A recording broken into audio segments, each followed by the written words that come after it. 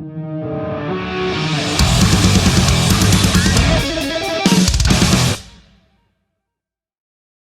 morning.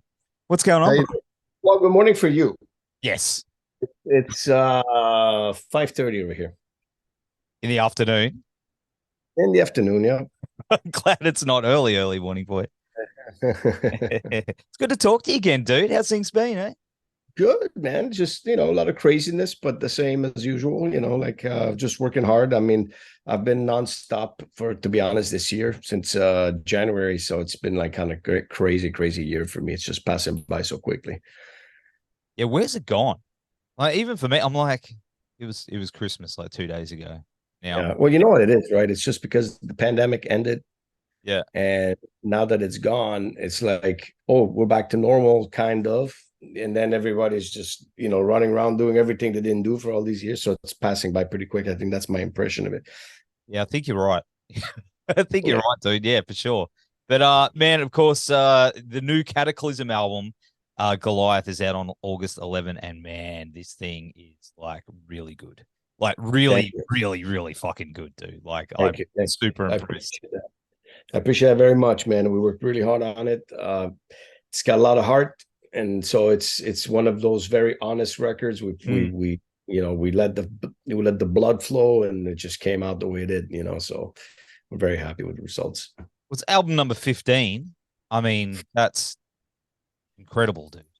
It's a little crazy when you think about it. It's a little because that's just Cataclysm. Then I have, four with Exdale, and I Yep. have another one. Had a solo album I released last year, I believe it was last year. Yeah, so it's like I just much stuff that it's just craziness. 20 records in my career. Man, So that's yeah, that's that's a lot, dude. That's a lot to cram in that time. Most bands they'll get maybe three out of a decade. You know what I mean? I, Like, I, I think they'll get they're like every 3 to 5 years they'll release a record, but they are just maybe just artistic. I use music as therapy. To me, it's therapy. So I pump records out because I need to. You know what I mean? So it's an input thing, an output thing. So basically, it's some people punch a punching bag. I release records. So it's like it's the best I could describe this feeling. oh, screaming into a microphone is very therapeutic. Man, I I'm just like, just telling the world, fuck you. oh, You dude, know. the best feeling. Like people, I've been doing it for 20 years, and that Wednesday night jam for me is where it's at. You know what I mean? It's that Yeah, absolutely. Yeah. crazy. It's the best. Yeah. But this album is definitely more aggressive as well, you know, than Very. yeah, more blasting, more intensity. What sort of I mean, obviously coming out of that thing that happened, Mhm. what drove that direction, that heavier sound? Um, two reasons. I think, I mean, Unconquered, first of all, the one before, Yeah. that was recorded and written before the pandemic, right? Before that thing. Let's say the thing, so you don't get a strike or anything. So it ended up coming out during it because of the situation that we took the decision to release it because, like I said, for us it's therapy, and I know a lot of people needed something, and at that time it was the first 6 months of it. We decided to just release it, and not give a fuck whatever the label was saying, and it wasn't about the money for us. This is something important. We did it right, and ended up doing really well for us on the long run. So it was a good record. But this one was written and recorded in 22. So basically, we started really early in the year, and this thing was still there, but it was winding down, kind of. But Yeah. we got enough of it to have enough of a picture of what happened, why it happened, the things that happened, and the situation in general. So we had a lot of anxiety and kind of aggressiveness, a lot of dramatic riffing on this record. It kind of had to blur it out, you know what I mean? And I'm pissed, and it's like, Yeah. you don't lock down a guy like me and think that's going to be okay. There's going to be a monster that's going to come out of it, you know what I mean? And I think that's what this record's about, and musically, and then obviously lyric wise, it gave us all the chance to realize what the fuck's going on. And I think when you're going full speed ahead in life, and then you're given that time to stop, forcefully, and then you get to see the world and everything that's going on. And to me, it freaked me out to see that we're in this situation. So that's the lyrical content that's going on there. It's kind of like us versus the machine, you know. Very relevant right now, like that title. You know, exactly. Yeah, I think, and honestly, the title came simply in my backyard with a bunch of friends of mine hanging out, having beers, talking about the world, whatever. And one of my friends was just like, we're living in a modern day David versus Goliath moment. And I was like, holy fuck, that's a title right there. Like, I was like, yep. You know, at the beginning, I was going to call it David and Goliath. And then I was like, no, I'm going to go more aggressive. I'm going to go the focus on the machine, Goliath, you know, and it's yeah, I think we are. And I think it's a great timing for it, you know, and it needs to be done, you know, and we're the band that's always been open to discuss things that are more social based or even, you know, mentally based or whatever, you know, like we are all the moment type of band. We're not like satanic or whatever one, you know, killing babies. That's not us. You know what I mean? So it's like, so we are like bros in a bar having beers and talking about life and, you know, what's bothering you type of shit. You know, we're like that, you know? Yeah. And then at the end of the night, you're drunk and you forget everything. So that's the Did you write it down your phone? You just woke up the next morning and go, there was something. There was, oh yeah. I often do that. You know, it's just I had to do it. It was just something me that said, like, you know what, I'm not going to do the conventional thing of going like, this happened. I'm going to put it in a way that's open and people can interpret it the way they want. But the artwork was extremely important without saying anything. Yes. You know, the artwork says everything. And I think that was a very important piece. And I needed somebody that's going to knock it out of the ballpark. And Eliran Kantor is the best guy to do anything biblical, you know, anything biblical or historic. He's the guy, you know, that can bring back the past. And there's nothing more relevant than something about David versus Goliath ideology from the thousands of years ago to now. Nothing's changed. It's just a different, environment, but the fucking idea is the same, you know. And then that's the thing that freaked me out the most, you know. And I thought, you know, bring me an artwork that's modernized, that feels real, and people can relate to, you know. And it's metal as fuck, you know. That was most important. Man, I love his artwork. I think he's changed the game a fair bit. He's made like metal. He's brought the art to metal, and it made it very, very challenged. He's challenged artists to be better. That's exactly right. You know, gone are the days of skeletons riding motorbikes with chicks on the back and the apocalypse going off. It's all about, you know what I mean? Yeah. But now you feel real, you know. We've been there, we've done that. But it's, you know, I love how he's done that. And I think, did you give him the idea and he went away with it, or is it something that he had already drawn up that you sort of drawn? No. This was all my idea with him, but we connected quickly. Like, he got what I wanted. Like, he's like, at this, you know, like, it's going to be simplistic. It's going to happen, but it'll be simplistic, but it's going to hit hard, you know. And I was like, let's do it, you know. And I saw it. We had maybe 2-3 adjustments, and it was done. You know, I was like, this is it right here. Send it to Nuclear Blast, and they freaked out on it. And so yeah, it's really cool. So I'm very happy about the overall, how easy, like, that's when, you know, you're riding a truthful wave of artistic, you know, creation, is when you're doing the record, it's smooth, you're recording it, it's smooth, the mix went great, and then the artwork, boom, like, just like this. So that's when you have all kinds of complications, you don't know why those forces are against you. But now we had the forces with us when we did this record. That's how I felt. We've had records that have been difficult to write, but this one was, you know, we wanted to do it. The output was there, you know. I got to say, the production is perfect. Like, thank you. I actually tested it. I got a new stereo in my car, almost blew my fucking windows out. But man, dude, Yeah, Chris Clancy is like an incredible producer, and he's underestimated. It's him and Colin Richardson. He's a legend. Colin Yeah, yeah, Richardson did yeah. Heads and the Carcass and all those big records. The Heartwork album, I believe he did that one. So he did. He's a legendary producer, but 90% of the job was done by Chris Clancy, and he was working and working, and he was Andy Sneap's assistant and Colin Richardson's assistant, and now he's the guy that's coming up, and he's still underground, but I like that because he's that guy that's releasing records like this, that are very organic, with a lot of power. Yeah, man. And the guitar, like the guitar tone, just crushes on this one. Yeah, He yeah, really and that's honed in on it. so we've went down tuned on this record. Yeah. We're 7-string guitar, and JF as we've embraced this new we modernized. To me, it's a modernization of the sound, Mm. because we've been doing the same thing for what, 13 records. So I Yeah, figured yeah, yeah. change something out, and that's where we're going now. But I feel that this is the right direction. Sounds really, really massive. Well, did on Conquered, like that's when I was like, yeah, this is meaty, but there's been something in that's happened with that tone that's just been really honed in, and it just crushes, man. And like I just Yeah. We obviously, it's like anything, right? You do it yeah, for the first time, and you have that innocence of the first time, but then you're yeah, like, you know what? Maybe I can mess with this a little bit more, and so that's what's been going on. so good, so good, and it's really catchy too.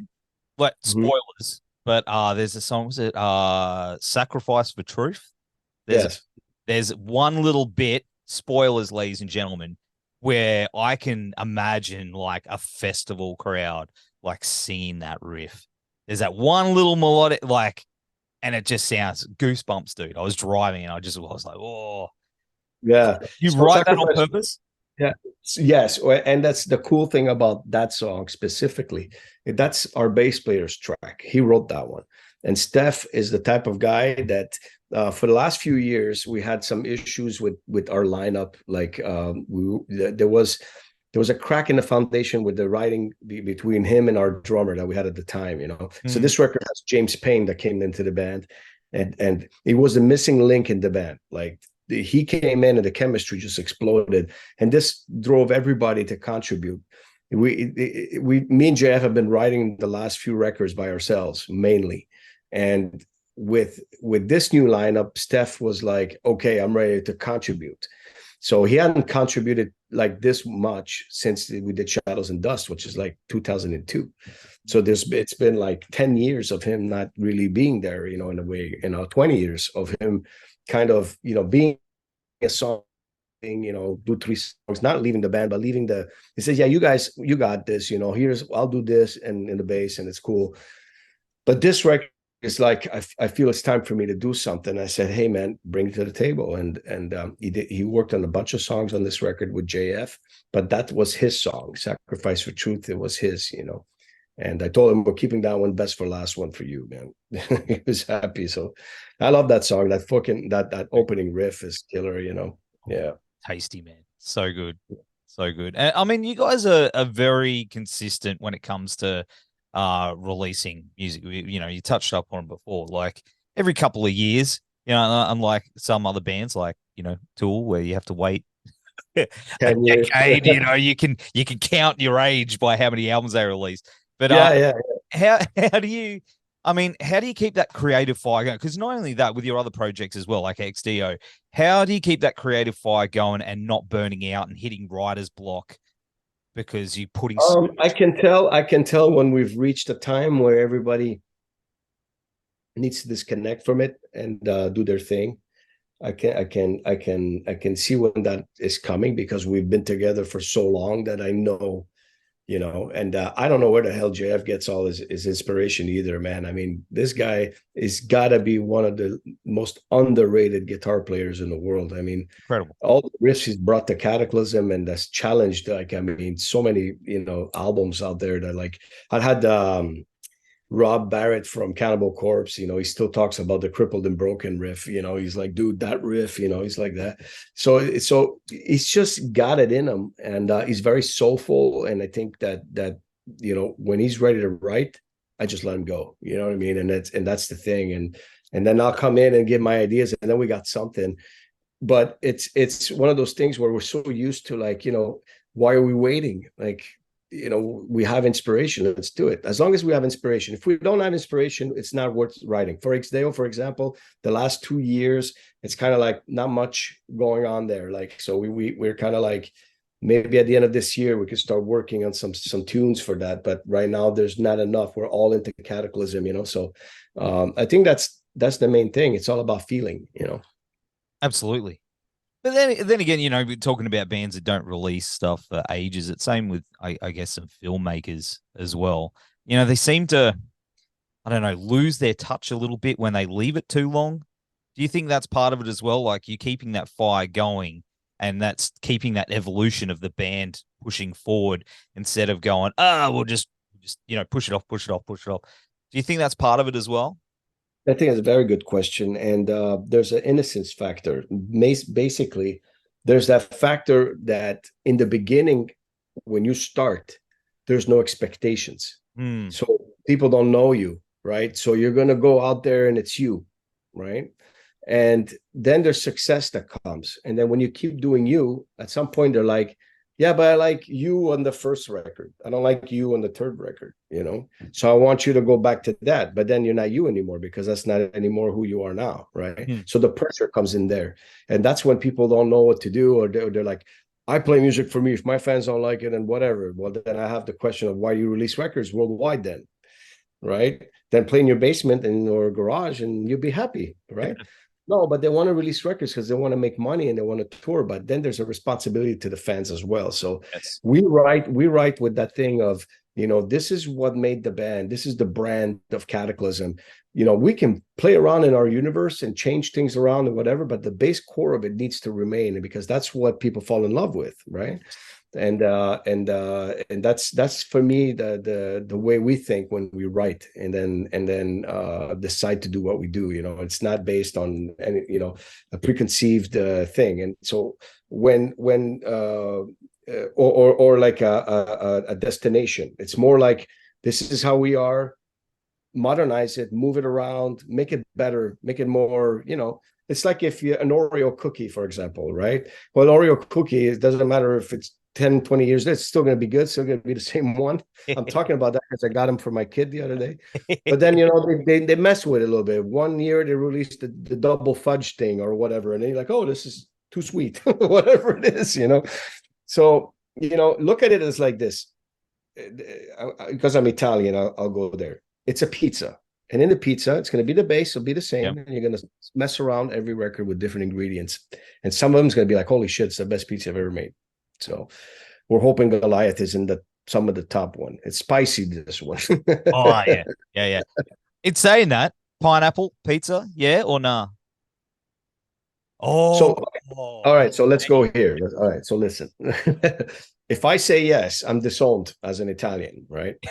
So my wife is Colombian, and then she likes it on her pizza, because in Colombia that's a big thing, and that's how she grew up with it. So she'll order it sometimes, and when she's not looking, I'll take a bite. How about that? You heard it here first, people.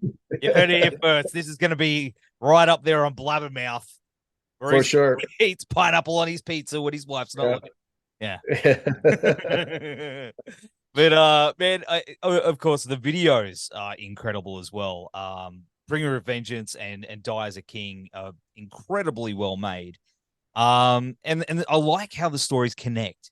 Is this something that you're wanting to do more of? Is there more to this story that you're wanting to tell? So that one's going to be pretty much complete. That's because that was the 2 songs that were related to that idea on the record. And we did like that weird thing where we did the second, that like the prequel came out after. So we did like the aftermath first, which was Bringer of Vengeance, and then we did the Die as a King, which was the prequel, just to make it different and connect the entire movie kind of thing, And the idea was part of the Goliath general idea of standing your ground till the end, which is the king, that he knows he's defeated, he knows it's gonna end, but he's not going to make it easy. He's going to fight till the end and preserve his honor, right? And then his kid that sees it, he's protecting his kid by doing that, and his son, which later on becomes the prince becomes the king, and his sole mission is to avenge his father and bring honor back to the family or the kingdom, however you want to see it. It's done in that kind of dramatic way, kings and all that, but the idea is, in general, is for anything. Patience in the end will give you what you want, but it's not going to be given for free. There's going to be a price to it. You know what I mean? So I'm a firm believer. In this world today, they're telling you that you don't have to do anything. Everything's going to be okay. We're going to be, big papa, whatever, everything you need. But I still a hard believer of hard work, and you got to earn things. I come from that background. Everybody that doesn't do it and does the opposite is not doing too well, from what I can see. So that still becomes a fundamental thing that's important in learning, as you grow, in life. And I think that's important, and that's what I teach my kids. That's it. Hey man, you got to do it. Hey, there's too many kids out there that aren't learning that, got to get your hands dirty. Maybe it's our generation. I don't know. I'm an older dude. You said it. Yeah. But you gotta tell me, my kids, I was having the same conversation with my son the other day. About money, you gotta. And it's not their fault. It's not their fault. They're just living in a very safe environment. And then as soon as there's a little something like, it's like, well, listen, you gotta have to understand what that means, because one day we might be in this, we might not be in this easy world, Yeah. you have right now. It's like, it's only a few generations ago that the whole world was in chaos. Just a few generations ago. So it can happen again, so it's I'm going to show you my shirt. You'll understand. Oh yeah. Yeah. You know what, hard times make tough men, and soft times. What is it? So hard times make tough men. Tough men. Just read it. Good times. Wait, hard times make tough. Good times make lazy people, something like that. And yeah. Yes. But you get the concept. That's exactly right. Yeah, it's a circle, right? Mm-hmm. And we're in that phase now of right before this. So we're not in the hard times, but we're heading there because of everybody's like, oh, I'm owed something. So that's the problem, so. And it's weird, but it is what it is, so it's, I agree. I hate to be one of those doomsayer dudes, but strapping, ladies and gentlemen, because shit's coming. Hey, like it's not going to be the cycle. Yeah, right. Cycle of things, right. That's a whole other conversation. But of course, you hit the road recently with Soilwork, the Soilwork boys, and DSI, two separate runs. How was that? Yeah. It looked like it was a damn good time. It was a great time, tiring as fuck, because we did 35 countries, 72 shows in 3 months, and that's all of Europe and all of South America, so we went at it really hard. This was stuff that was planned for Unconquered already, and it got delayed, and then we were able to connect with Soilwork and do this thing, which was already planned, and we wanted to do it also because this record was coming out. So this gave us a chance to reconnect with our fans before this record got dropped. And South America was in the plans as well with DSI. We become very good friends with those boys. And Mr. Glenn Benton lives only an hour away from me, so we're all a bunch of buddies. And so we've toured a lot together. We're going to do a couple more shows together overseas in August. So that's the plan right now. It would be pretty fucking good if that came down to Australia. Well, you're gonna have to talk to people about it. Maybe. Man, have you look? Is there plan? Because it's been a little while. We've missed you guys. Like, is there plans to come pay us a visit? Well, right now we don't, but we would love to come back to Australia. It's one of the places that we really love to play. And the last time we went there was an awesome show. I think we were there with Hypocrisy, I believe. both bands played together, and it was really cool, good time, So I would love to do it again, but that's going to be up to the promoters out there if they want to bring the old Cataclysm back. Man, love to see you. Love to see you again. Be so Same good. here. Man, absolutely. Of course, what's next apart from that? What do you got? More XDO on the way, solo stuff? We're going to write some stuff later in the year. Right now, we're really fully concentrated on this Cataclysm record. I will do a 2-week run in festival mode right now, going in August to Europe. We're doing Wacken, we're doing Summer Breeze, Metal Days, a lot of festivals. And then once we're done with that, the record comes out August 11. Obviously, we're going to be pushing that. And then I believe the first thing that's going to be behind Goliath is going to be some Canadian dates, because we haven't played in our home country in a long time. So as a headliner, so we want to go back there and start playing some shows in Canada to promote this record. And then we're gonna start campaigning for it next year, the US, and Europe again, probably, and hopefully Australia. Fingers crossed, dude. Oh, and if you're doing Wacken, and you're hanging around, there's an Australian band that won the Battle of the Bands that are heading over there called Deprivation. Good buddies of mine. Heavy band. If you get the chance, pop your head in and check them out, because they're worth checking out. Do that. If I'm there in the day, we'll do it. Yep. For sure. Cool. Yeah, man. Well, hey, dude, thank you again for hanging out. It's always a pleasure talking to you. We'll have all the links down here to Goliath, August 11. Go get it. I want it on vinyl. I'm going to put my pre-order in this week. Dude, thank you very much, and enjoy. Thank you, brother. Appreciate you. Thank you. You too, man. Take care. See you, bro.